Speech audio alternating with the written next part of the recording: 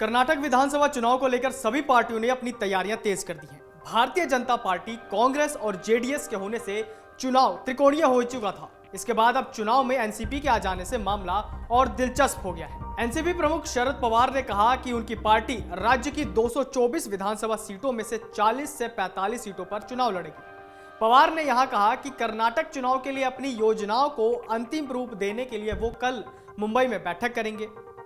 शरद पवार ने मुंबई पार्टी कार्यालय में शनिवार को मीटिंग रखी।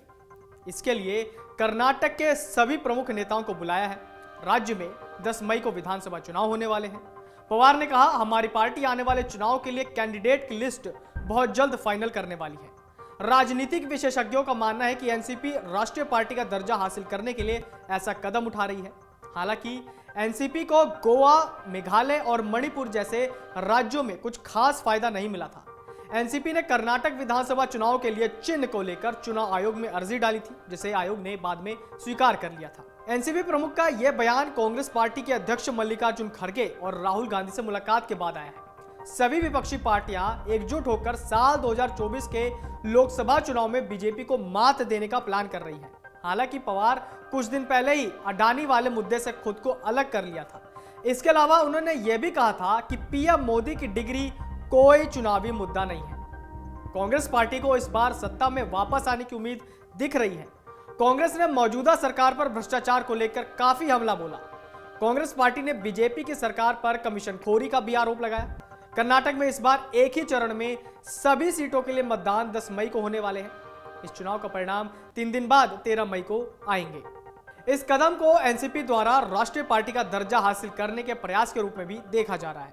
गौरतलब है, एनसीपी को अपनी कमजोर राजनीति के कारण गोवा, मेघालय और मणिपुर जैसे राज्यों में राष्ट्रीय पार्टी का दर्जा छोड़ना पड़ा था। एनसीपी ने कर्नाटक विधानसभा चुनाव के लिए अलार्म घड़ी चुनाव चिन्ह आवंटित करने के लिए चुनाव आयोग को पत्र लिखा था। इसे स्वीकार कर लिया गया। इस पूरे मामले में सबसे दिलचस्प बात यह है कि एनसीपी के प्रत्याशी यहां कांग्रेस के प्रत्याशियों को भी टक्कर देंगे, जबकि कांग्रेस और एनसीपी महाराष्ट्र और देश स्तर पर एक ही खेमे में है और लगातार भाजपा को चुनौती दे रहे हैं। लेकिन कर्नाटक में इसके इतर एनसीपी कांग्रेस के वोट बैंक में सेंधमारी कर सकती है और अगर ऐसा होता है तो इसका लाभ भाजपा को मिल सकता है। महाराष्ट्र में उसके 54, केरल में 2 और गुजरात में 1 विधायक है। पार्टी की कुल सदस्यता 20 लाख से अधिक है।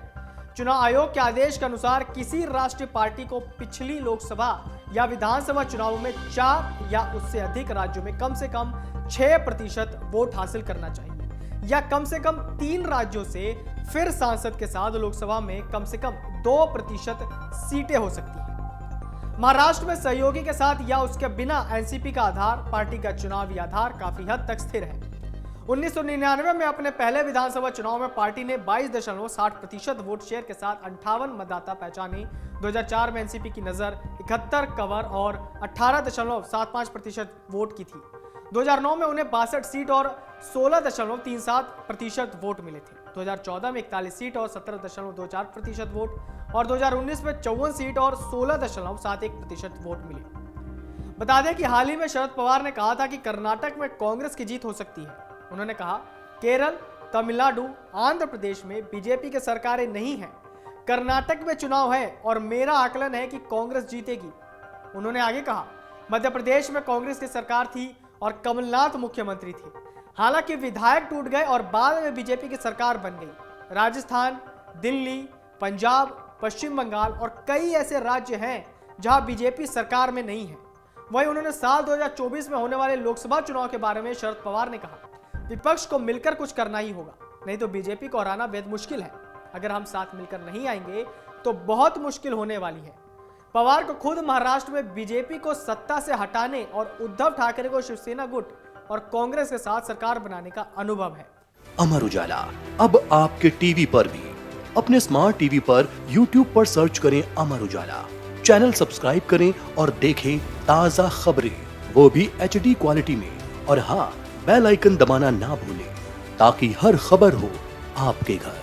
अमर उजाला, निष्पक्ष, निर्भीक, निरंतर।